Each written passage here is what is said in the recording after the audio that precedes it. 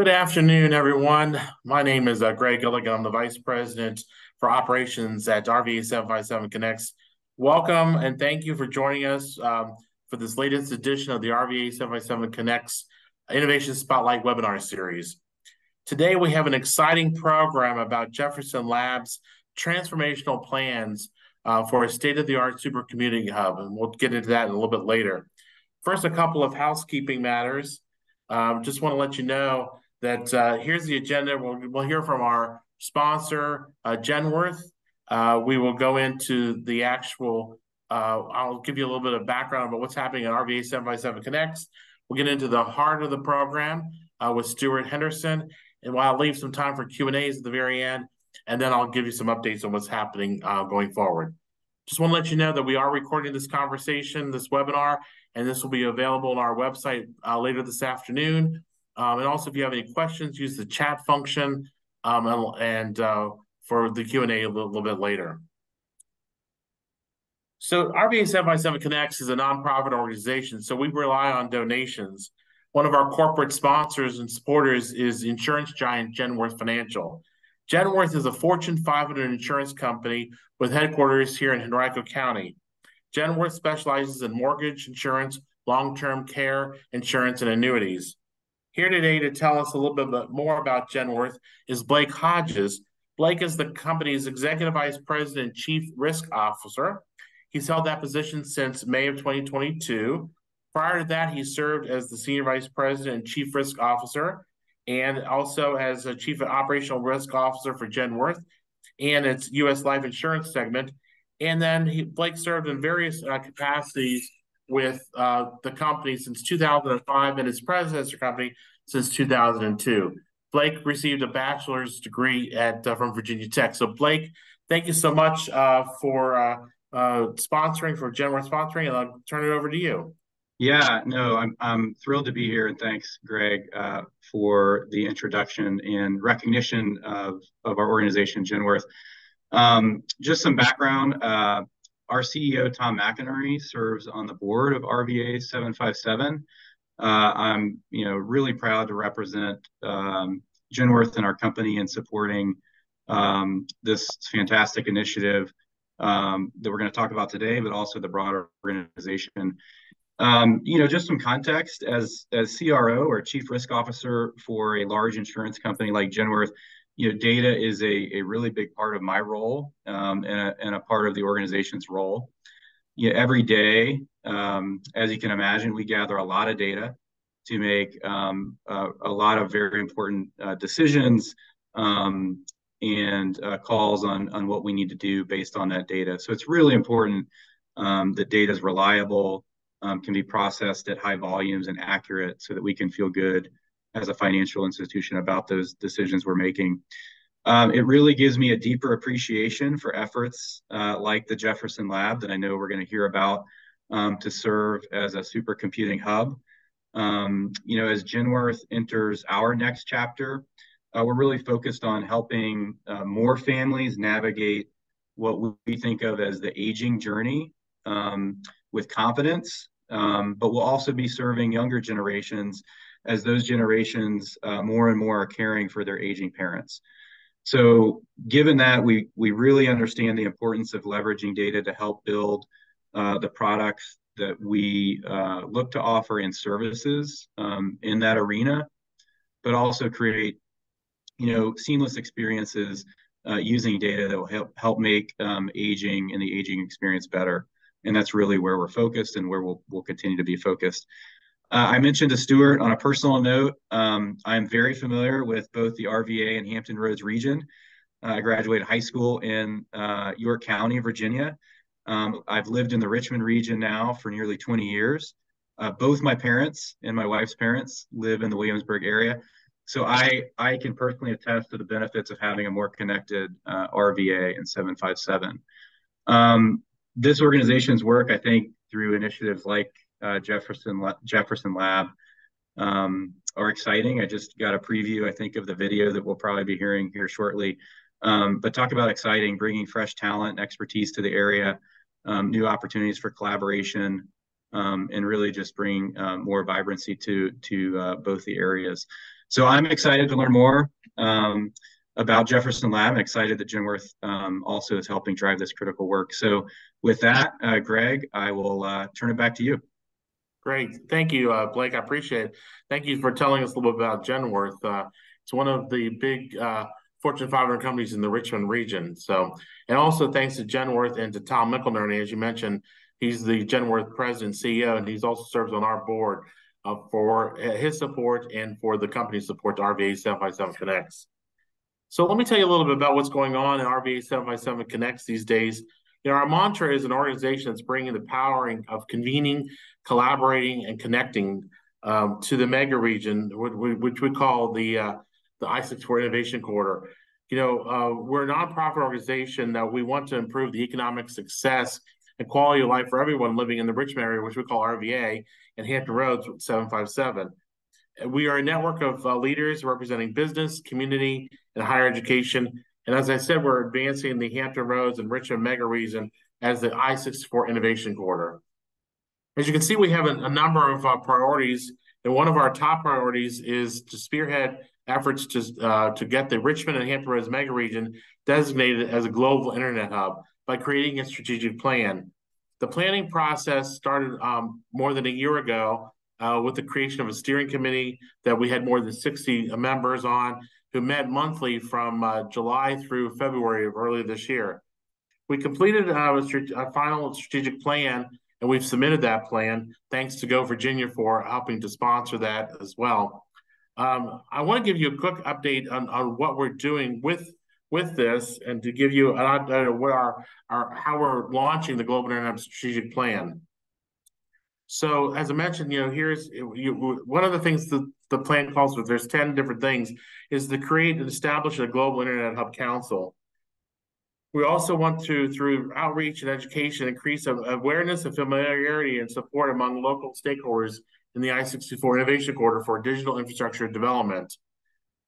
We want to increase the international awareness and familiarity with the I-64 Innovation Corridor among global digital infrastructure community in general and the digital infrastructure investors in particular.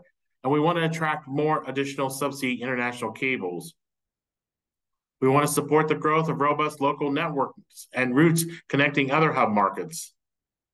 We want to attract additional international subsea cables, as I mentioned, secure additional landing sites, diversify those landing stations, and work to promote a no-anchor protection zone. We want to support the growth of data centers in the mega region. We want to encourage the growth of internet exchanges and internet exchange points. We want to explore the potential of the mega region having a network ring from Hampton Roads all the way to Richmond. We want to support the completion of the 757 fiber ring. We want to help the RVA region explore the need for a local ring. We also want to promote Dominion Energy's ability to provide reliable and inexpensive power and establish a proactive collaboration between local governments and Dominion to remove potential obstacles to data center development. And then finally, whoops, this is not moving forward here. There we go. We want to provide a growing tech-savvy workforce. What we found in all of this is that the world's next global internet hub isn't just a city, but rather a mega region that extends from the Richmond region to Hampton Roads. This map is a 4 feet by 3 feet map and explains visually how the I-64 Innovation Corridor becomes a global internet hub by combining the digital assets of both the Richmond region and Hampton Roads. There is an established list of core characteristics of what makes a global internet hub.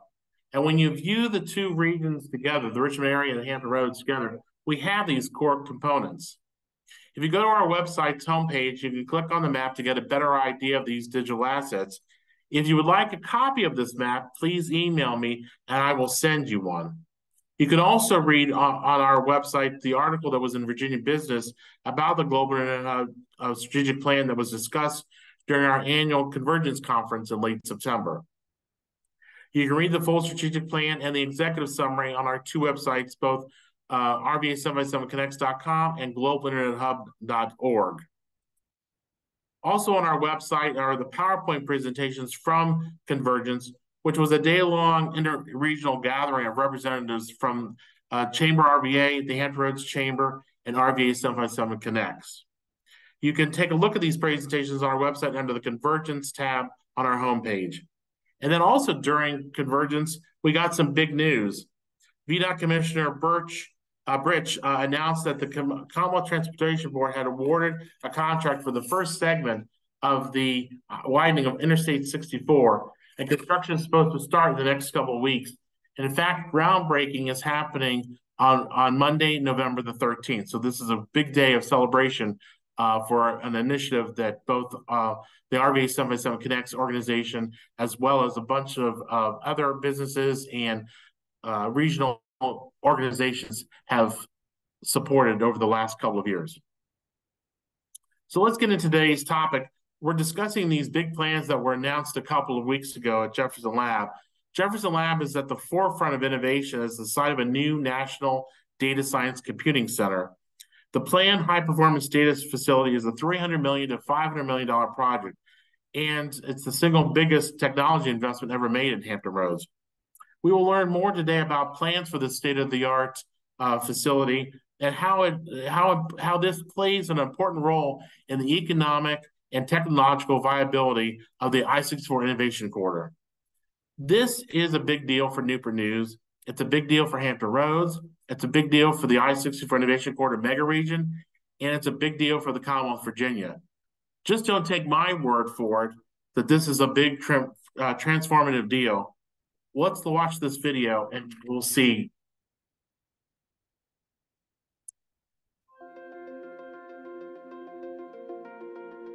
This is the single biggest technology investment in Hampton Roads ever. What we're seeing today is the future brought right here into the present. The future not just being accelerated, but being realized. Very few national labs across our country that had the kind of single purpose that Jefferson Labs had up until this morning. Now, with this high-performance data facility, we have a dual-purpose national lab, and the long-term prosperity, existence, and success of Jefferson Lab for literally decades to come. The HPDF will be the world's leading purpose-built facility for data-intensive scientific research, a new tool that will allow researchers to access, to analyze, and utilize the vast trove of cutting-edge research data. But listen to this. Development of new materials for energy applications, fundamental physics, genomics, pandemic modeling, environmental modeling, pharmaceutical development, energy efficiency, advanced manufacturing, and specific emerging needs of industry. I see so many of our friends from our colleges and universities. This kind of academic collaboration is also going to be a home run and a great, great winner. We are opening the next generation for the world of science, for the Commonwealth of Virginia, for the people of Newport News and this region, that generations beyond us will be studying, learning, and working for this facility. To give you an idea of the economic impact, a recent study showed that each dollar invested in high-performance computing returns $507. I think any of us would like that kind of return on investment. An announcement like this only happens because the DOE looks at Jefferson Labs and says, this is a place of talent. So it's a validation. It's not just an exciting announcement. It is a monumental leap. And it's one that we are all doing together.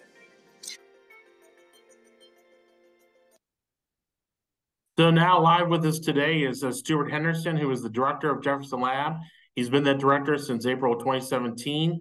And as the laboratory director, he provides the vision for the lab's operations and its future. So let me turn it over to you, Stuart. Let me just remind everybody that if you do have any questions, please send the questions in the chat function. I'm going to stop sharing my screen, Stuart, so you can share your screen and you can go forward.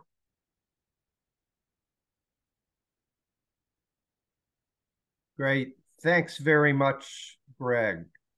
Hopefully, there we go. Hopefully you can see my screen. We're all good to go. All right. Well, thanks very much, Greg. And thanks so much, Blake, for your support and sponsorship of this meeting. Yeah, we are still on cloud nine at Jefferson Lab. The video that Greg just shared, it was such a fantastic day, such a fantastic event, just an incredible announcement. And I know many of you were there in person. And yeah, it's just really game changing for Virginia, for the region, for Jefferson Lab. And that's what I want to spend and was asked to spend some time on today over the next 25 minutes or so. What the high performance data facility is, what it means for Virginia, what it's going to do, what the timeline is, how we're going to go about building it and realizing it. First off, I want to say, as was evident from that video, that to get to this point was a team effort, an enormous team effort on the part of so many people. You see many of them in this picture right here, the Commonwealth of Virginia, the Virginia delegation on both the House and Senate side, the Virginia General Assembly, the City of Newport News, our university partners, the business community, the economic development community, RVA 757. So many people had a role in this. So, you know, I really hope everyone is taking some pride in the role that you played to help make this happen. And we are so appreciative as a laboratory for all the help, all the support and enthusiasm from the community and our stakeholders. We literally could not have done this without you. So thank you, thank you, thank you. What is HPDF? So it's a $300 to $500 million world-leading, state-of-the-art, high-performance computing facility. I'll start, you know, peeling that onion in the next couple of slides to explain a little more about what that means.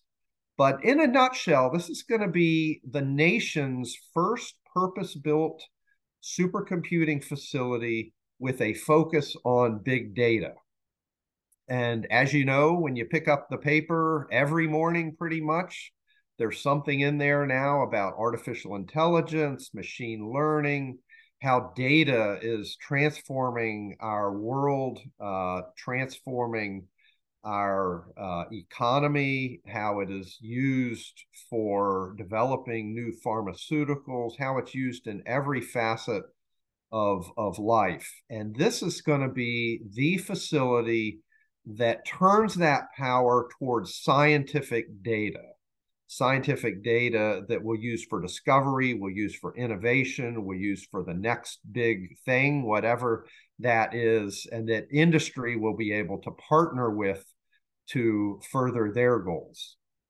It enables something that the Department of Energy has been working on now for several years, which they refer to as the Integrated Research Infrastructure. I'll explain more about what that means, but it is intended to provide seamless integration of the nation's cutting-edge scientific facilities, computational resources, and data science and data management capabilities, and make those available to the research ecosystem here in the United States. And I'll show a diagram of that in a little bit that'll make that a little more clear. This could not have happened without a nearly $50 million commitment from the Commonwealth of Virginia. Jefferson Lab has received about $6 million leading up to the competition phase for this project that we've used as seed funding. But very importantly, the Commonwealth committed more than $43 million toward the construction of a building to house the high-performance data facility. And that building was shown, it was the opening shot in the video that Greg showed, an artist rendition of what this data facility may look like on the Jefferson Lab campus. So that was absolutely key. So let me start out with the Department of Energy, a little bit about, you know, why the Department of Energy and computing. That is something that, you know, is not obvious to most people, requires a little bit of explanation of how that has happened and the DOE's role in the really very significant supercomputing capabilities that it stewards for the nation. So the Department of Energy has several very challenging and diverse missions that are carried out by the network of 17 US DOE national labs, Jefferson Lab being one of that group of 17. They each have very distinctive capabilities that really serve as science and technology engines in science. That means both basic science and applied science, the sort of basic nuclear physics we do at Jefferson Lab, but applied science like material science for batteries, material science for new energy materials, for developing the hydrogen energy economy, energy missions specifically, whether it is renewable energies, nuclear reactor technology, grid technologies, the environment, whether it's environmental legacy cleanup activities from the Cold War, and national security, meaning the nation's nuclear deterrent that is a significant portion of the Department of Energy's mission, as well as other security topics that relate to things like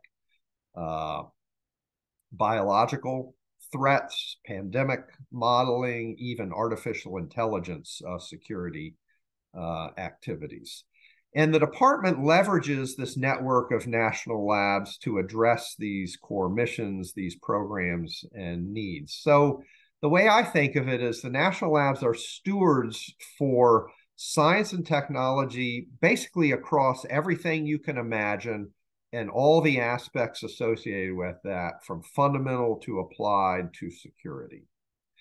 Here's what a map of the National Lab layout looks like. You see Jefferson Lab there, but there's 17 labs spread throughout the country.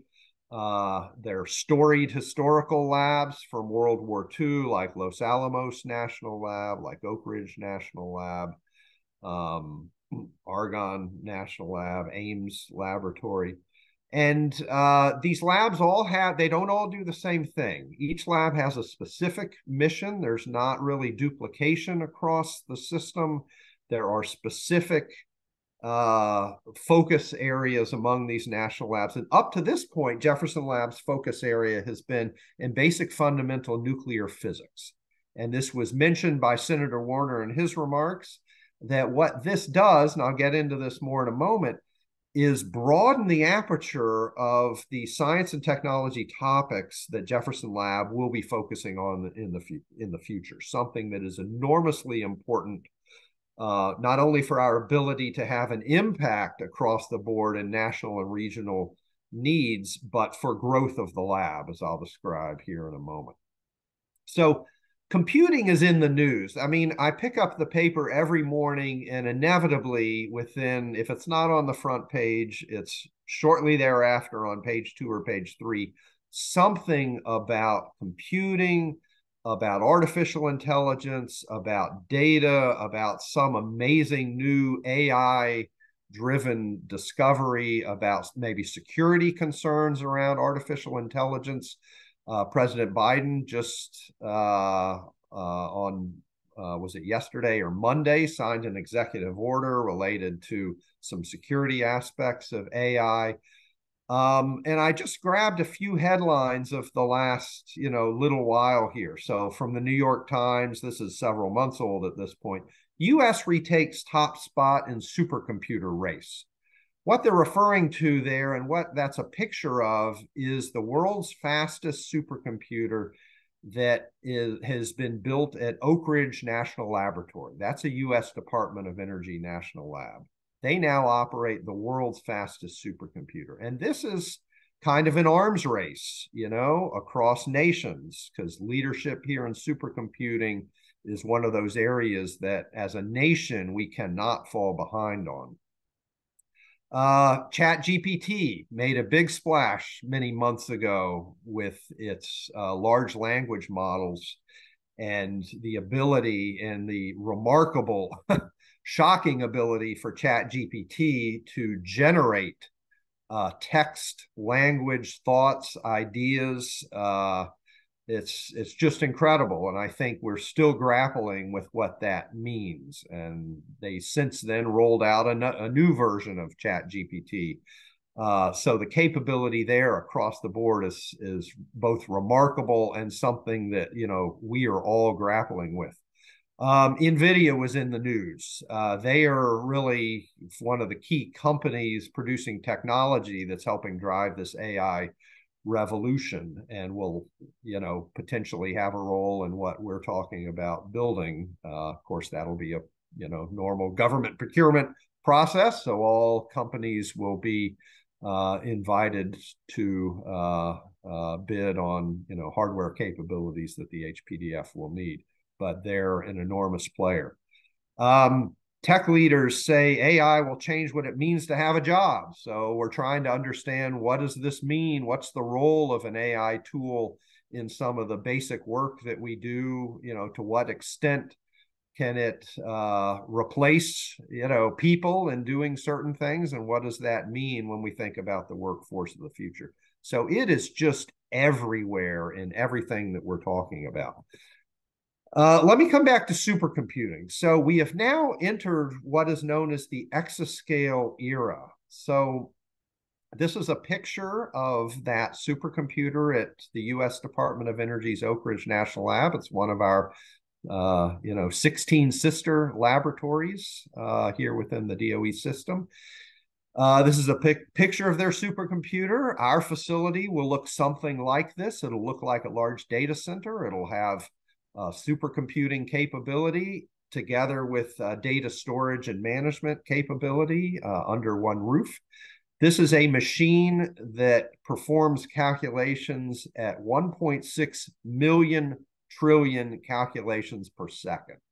That's known as a exaflop, floating point per second. It's a million trillion calculations every second. This is the fastest machine on planet Earth and was just deployed within the last year. It contains 600,000 individual so-called CPU, central processing unit cores. It contains 8.3 million so-called graphical processing unit cores. These together, with all the cooling and everything, draws 21 megawatts of electrical power for this supercomputing facility. At Jefferson Lab, we are looking at a 30 megawatt installation for our high performance data facility to make sure we have the electrical power we need for the supercomputing and for the data management aspects. Why DOE and supercomputers? The Department of Energy when you ask the average person, what does the Department of Energy do? You'll get a lot of answers that tend to not focus on science and not things like supercomputing. But it turns out that the USDOE is the nation's largest funding agency of the physical sciences, larger than the National Science Foundation. Anything physical sciences, the science itself, and the facilities needed to carry out that science, DOE is the largest agency to do that. And among these facilities are supercomputers. So it turns out that the U.S. Department of Energy is the nation's steward for very high performance computing. This is a list of the top dozen supercomputers on planet Earth as of June 2023, so a few months old. And number one is this facility I've talked about at Oak Ridge National Lab. Number 5 is another facility they have at Oak Ridge National Lab. Number 6 is at Lawrence Livermore National Lab. Number 8 is at Lawrence Berkeley National Lab. And 2 companies in the US, NVIDIA and Microsoft, have supercomputers that also make it in the top 12. Argonne National Lab is constructing now an exascale supercomputer that will come online shortly that will place it at number 1 or number 2. So there's another US DOE investment as we speak. This chart on the right is an interesting chart. It displays graphically the supercomputing capability, the performance of each of these machines, and it breaks it up by nation. So the green there is the United States. We lead. There's Japan and China, you see to the right of it. There's Italy, France, Finland, Germany. So Europe has a very large footprint here. And again, this is very competitive. It's a competitive race to stay at the forefront. And the US DOE is the driver within the United States. Very important to this group I'm speaking to is a question of what this capability means for industry partners and industrial engagement. So I just grabbed some examples. These are publicly available off websites for how industry has been engaging with supercomputing capabilities at USD DOE National Labs. Upper left is GE Aerospace, working on the Oak Ridge National Lab supercomputer to run one of the world's largest simulations to design engine architecture. So this is a fan engine, wind turbine type technology, and optimizing that technology for efficiency and energy production. Below is a computer-generated design of an internal combustion engine that is designed on a supercomputer for a higher efficiency and lower emission, gas-powered engine. The upper right is a collaboration between GE Research and the National Renewable Energy Laboratory, another energy lab, designing and optimizing wind turbines and placement in a wind turbine field for maximum efficiency. The one below that relates to flood maps and flood prediction for FEMA emergency, handling. Two on the right are very interesting and exciting. This was a headline from recently, March of 2023. AI develops cancer treatment in 30 days and predicts the survival rate. So this is using an AI-based program capability called AlphaFold on a supercomputer to churn through a lot of protein structure data to identify potential cancer treatment drugs and design those drugs, literally on a computer. NVIDIA is working with GlaxoSmithKline in the UK to develop a purpose-built supercomputer for exactly this topic, for drug hunting using AI. So the four examples on the left are examples of industry engaging with supercomputing capabilities to carry out large-scale simulations using a simulation code to design something. The two examples on the right are using vast troves of data fed into supercomputers to design something. And these are different. One is a lot of computational power to run a simulation. The other is ingesting large amounts of data and doing something with that data. And it's these examples on the right that HPDF is really focused on, the data-intensive applications. It will also do the things on the left. It'll also have massive computing capability, but it's being purpose-built really to handle the data aspects.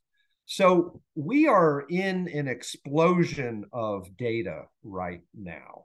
This is a projection. It's old at this point. It's from 2018 on the growth in data, and it's measured in funny units called zettabytes, a gazillion bytes.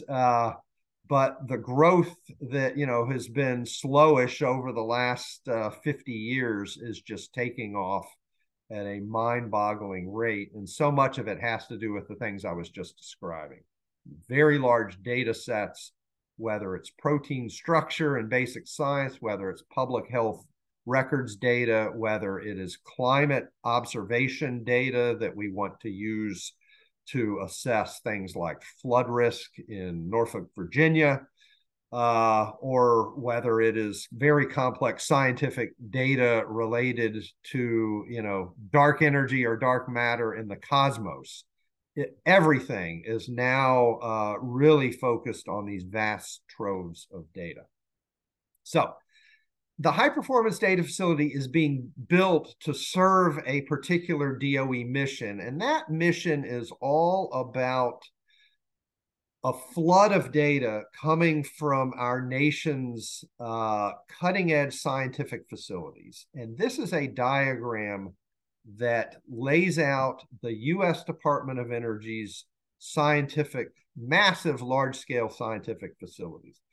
Jefferson Lab's facility, CBAF, is shown here. It's that orange column you can see, accelerators for physics. So we're operating one of these approximately 30 very large-scale scientific facilities, but they range from the supercomputers themselves there on the left, that's the Oak Ridge and Argonne and Berkeley supercomputers, to nanoscience research centers in the next column, to light sources. These are very large-scale sources of X-rays that are used for developing new energy materials and for things like protein structure research. Neutron sources that are used for similar uses. Fusion facility, fusion energy is in the news these days, and the U.S. Department of Energy runs 2 facilities that are available for the scientific research community to develop fusion concepts and technologies. Accelerators for basic physics, there are test facilities, and then there are biological and environmental facilities for the environment and for certain biological tasks.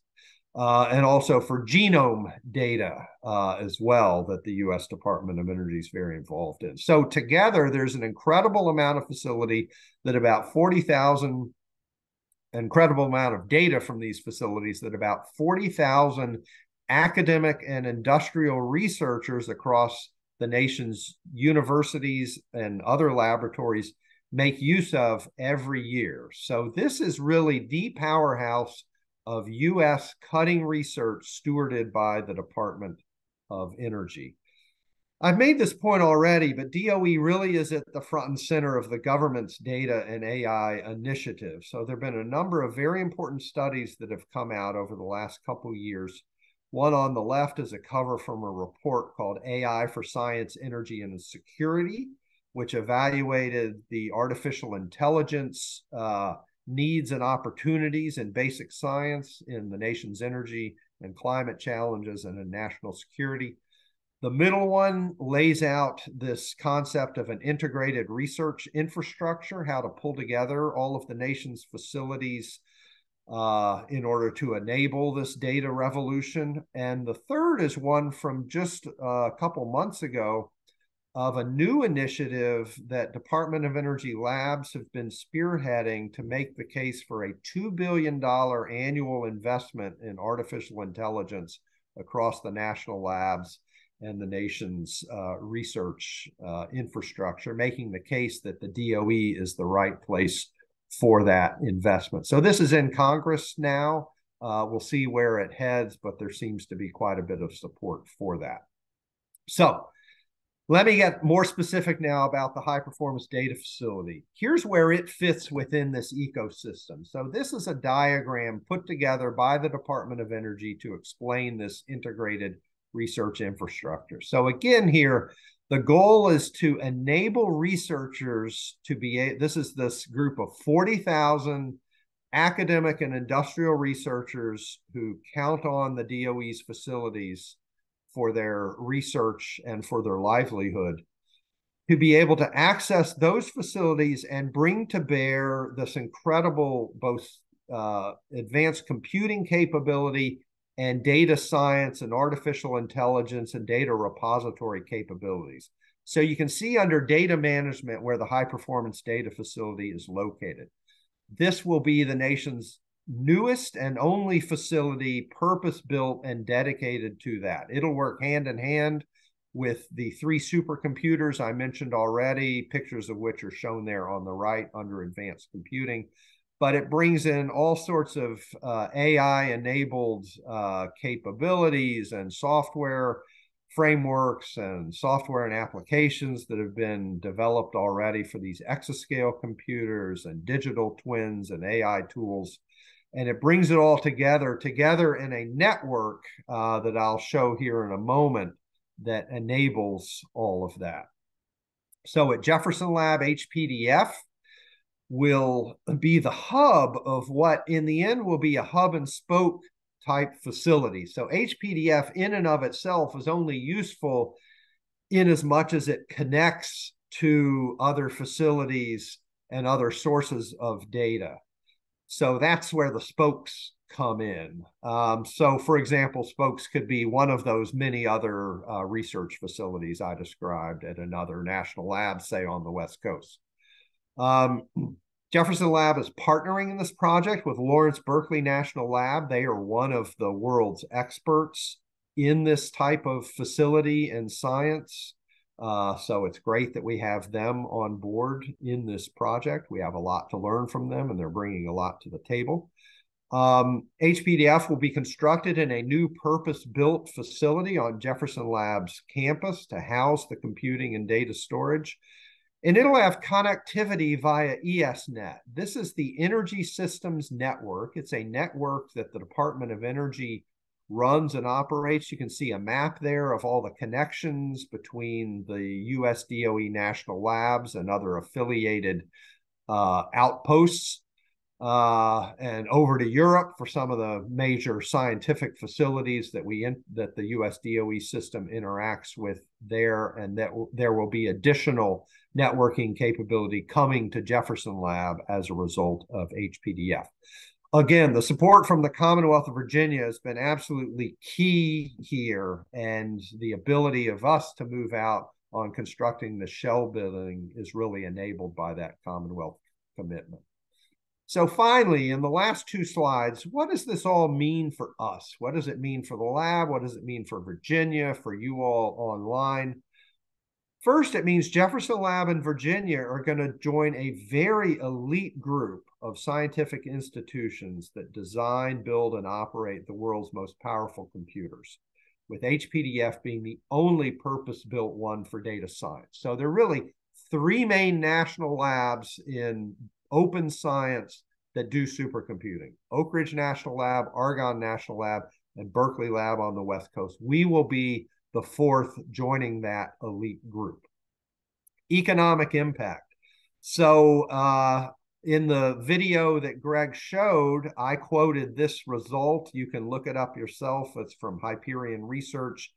They have an updated result that looked at 763 high-performance computing projects and determined that on average $570 in revenue was generated per dollar spent on HPC. So that's an incredible ROI, and they have all the data backing that up that you can find on their website. In addition, this is a construction project, so it's $300 to $500 million coming to the lab. That includes conventional construction, building a building. It includes procurements that'll go out on the street for not only for the high-end scientific computing and data, but for HVAC equipment, electrical equipment, everything we need to bring 30 megawatts of power from a Dominion, substation into the lab, and all that you need for a facility.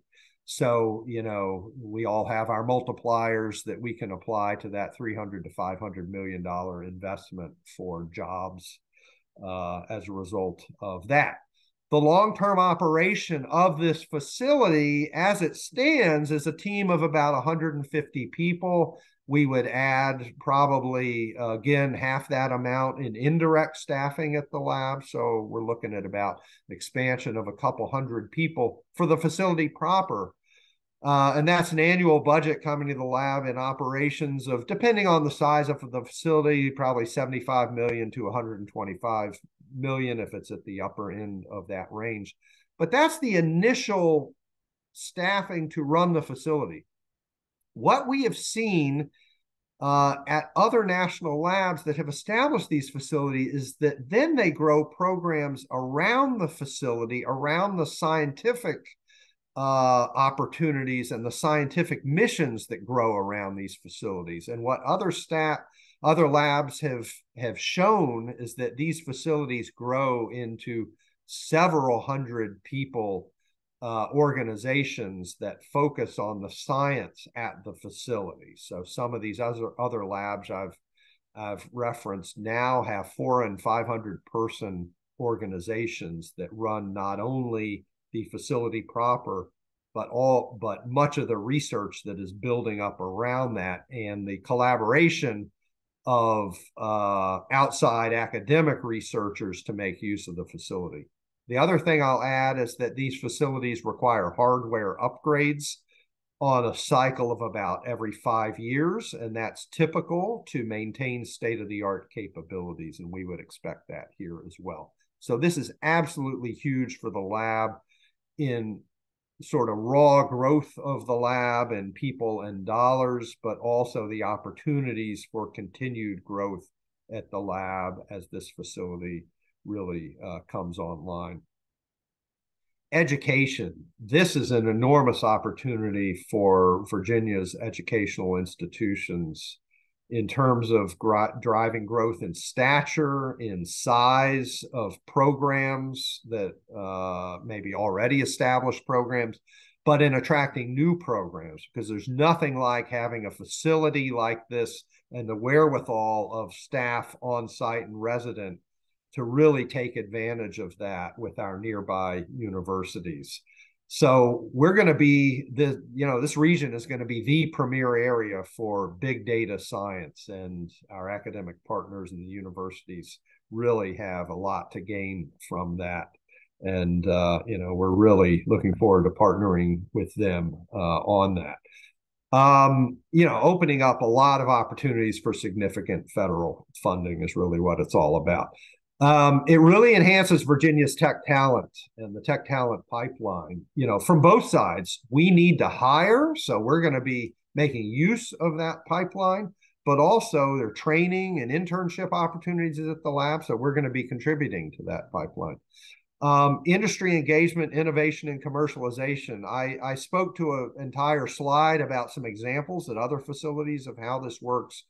But, it's such an enormous research for existing Virginia industries that have big data needs, but new industries and commercialization, entrepreneurship, innovation opportunities that we hope to see starting up here in the region. And, some of these key areas that we already have examples from in drug discovery and design, healthcare, energy technologies, advanced manufacturing. That's how people are already using these big data and supercomputing capabilities.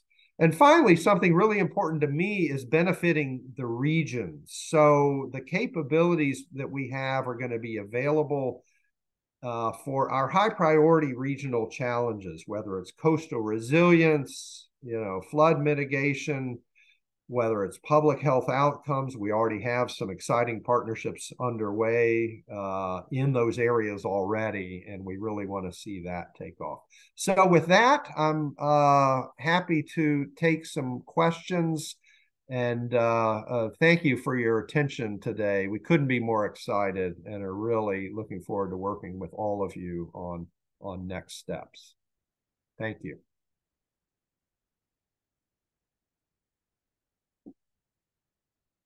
Greg, you are muted.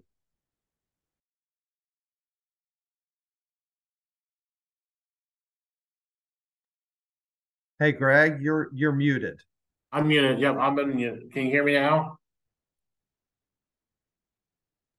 Yes. Okay. Now, thank you, Stuart. That was exciting. That was very. And let me just tell people, Stuart is a little bit under the weather, but you could never tell, Stuart, that you were under the weather because you hit that out of the ballpark in terms of explaining what's going on and your excitement for this particular program and stuff. So thank you again for your help and stuff. And I just also want to make mention too that if anyone does have any questions, please go ahead and use the chat function for that. So there is one question from John Easter from Chamber RVA. He wants to know Stuart, what's the process going to be for prioritizing what projects get used in the lab's computing capacity? Yeah, that's a great question. So the way all of these DOE funded facilities work is that they are open to all. They require a proposal, and the proposal is peer reviewed. So, it needs to pass muster from the scientific and technology point of view. All of these facilities tend to have special programs for industry and industry engagement, and they have a mission to engage with industry. And, we recognize up front the needs of a basic scientist studying black holes is very different from the needs of industry. And that's all kind of built into the whole process. One other thing I'll say is that facilities have a discretionary allocation that is up to the director. So the director of the facility typically has of order 10% of the computing time on the facility at their discretion. And this is important because this is where a lot of the regional connections can come in a very direct way. And that has a different allocation model. That allocation model is more strategic, more regional priority based. So, the point is there are multiple front doors into a facility like this. And in fact, there will be a whole team at Jefferson Lab that focuses on, we call the people who use the facility users, that focuses on the user engagement and user experience and user sort of front door. So Stuart, RVA 757 Connects was one of the big supporters of this particular project, among others. Can you give me a sense? I know you talked about this a little bit, but how many academic or other research do you expect will come here because of this? What's the? I know you talked about a little bit about the economic impact, but what's the impact in terms of the human resource impact? Yeah. So first, if you talk about users, scientists, and engineers who make use of this facility, we can look at one of the high performance computing facilities. The one at Berkeley, Lawrence Berkeley National Lab, is probably the closest to what the high performance data facility may someday look like.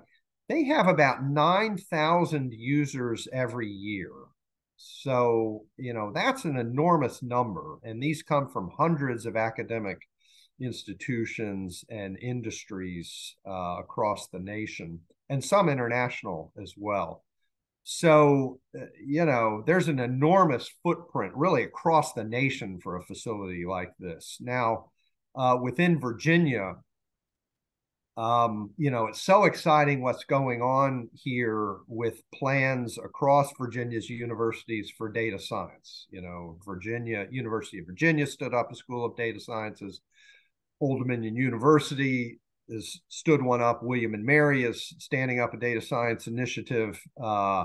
Virginia Tech has a lot going on in data sciences. They have the Northern Virginia campus. I mean, there's just so much that all comes together. So I'm hoping this is, another one of these feathers in Virginia's cap that is really growing the, academic capabilities here, attracting new faculty and research programs. Jefferson Lab will have specific joint faculty arrangements with universities. We're working through those now. Specific, collaborations and partnerships with Virginia's universities. So we're already moving out on a number of those. We have a question, Stuart, from Milan Tran from the Asian Chamber of Commerce. She wants to know if you can give maybe one or two examples of how Jefferson Lab's research will benefit economic development, either in technology and industry growth for localities and the regions outside of Hampton Roads region, like in the Richmond region or Northern Virginia or Southwest Virginia, wherever might be the case. Well, what's really going to be interesting to see is the innovation and entrepreneurship that builds up around this. Again, we can look at the examples across the three big facilities, and you see that, there's special programs for engaging with small businesses, and there's special funding, in fact, from the federal government for small businesses who are involved in R&D and innovation and that sort of research. So that'll be really exciting to see. And, it's, it's hard to predict. I mean, where are the next big data challenges coming from? There's so much growth there in big data and AI, and this is exactly the sort of facility that's going to be front and center in that. In sort of the more traditional economic development, where does that $507 go for every dollar? Well, we're going to be employing high-end computational scientists, high-end computing engineers, as well as IT cybersecurity staff. We're going to be purchasing very high-end supercomputing equipment. Again, that's probably from one of a handful of, the usual suspects in that sort of technology, data storage, networking hardware, everything you need to build out a data center. We're going to be building a building, right? Over time, we'll be expanding it. But that economic development number, I think, also flows to the growth of programs at Virginia's universities. I'm anticipating there's going to be additional hiring. There's already been some in anticipation of this, expecting this is coming. I'm aware of at least one, university that's moved out on that in advance, and more of that to come. So it's people, it's hardware, it's construction, and everything that goes along with that. It's visitors to the lab. We already have a lot of visitors to the lab, and they help drive the economy here in Newport News around the lab, right? They come and spend time and rent hotel rooms and eat in restaurants and do all that good stuff. So even more of that as the lab grows. So Stuart, Nathan Wethington from Colonial Web, I wanted to know, what's the time frame, construction time frame? When would it start? When would it be completed by? Yeah, so a typical project like this for the Department of Energy is about 5 years from start to finish of that order. So we're already receiving our first funding. The way this works, it starts out small, it ramps up, and then it ramps down to fund the construction. So we're already getting our first small slug of funding, and then it's going to get into what FY24 appropriations looks like. So these are federal dollars. They need to show up in congressional appropriations. And, of course, that's all wrapped up in the drama of continuing resolutions and what's happening in Washington. We'll see. But these need to be federally appropriated dollars in the Department of Energy budget. There's great support in Congress, as you've seen already. And, I don't see any particular issues there other than the macro issues of, appropriations bills winding their way through Congress. So, yeah, about 5 years from start to finish. And then, important to note, operations funding ramps up as the construction funding ramps down. So that's part of the whole plan. So the operations funding for long-term at Jefferson Lab is all part of the plan. So the last question I think we'll have time for is one from Giovanna Gennard from PRA Group, which is based there down in Norfolk.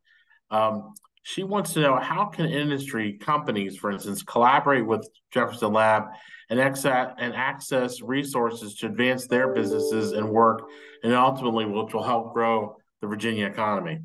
Yeah, that's a great question. So we recently stood up an organization at Jefferson Lab that has this role, among other things, and it's called the Research and Technology Partnerships Office. And the head of it is Marla Schuckman. She may well, in fact, even be online here. She should be, yes. She's signed up for it, yeah. She should be, and she could put her email in the chat. But yeah, so we have a front door for that. And of course, depends in detail on the type of partnership we're talking about, but we partner with companies all the time.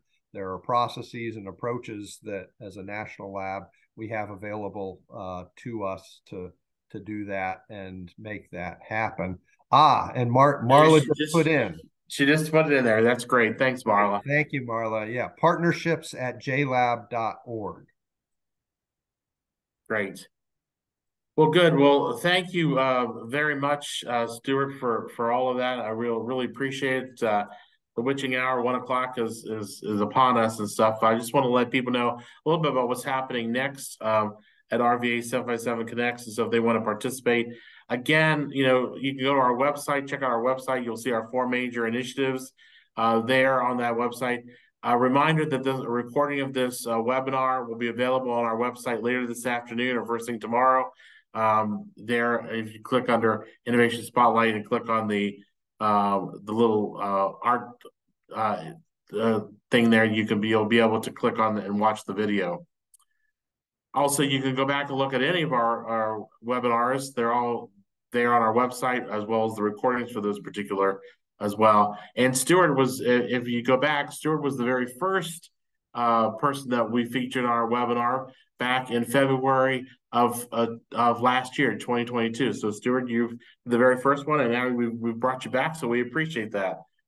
And again, you can learn more about what's happening in the ISIS for Innovation Corridor, becoming the next global internet hub, by going to globalinternethub.org website and get information there as well.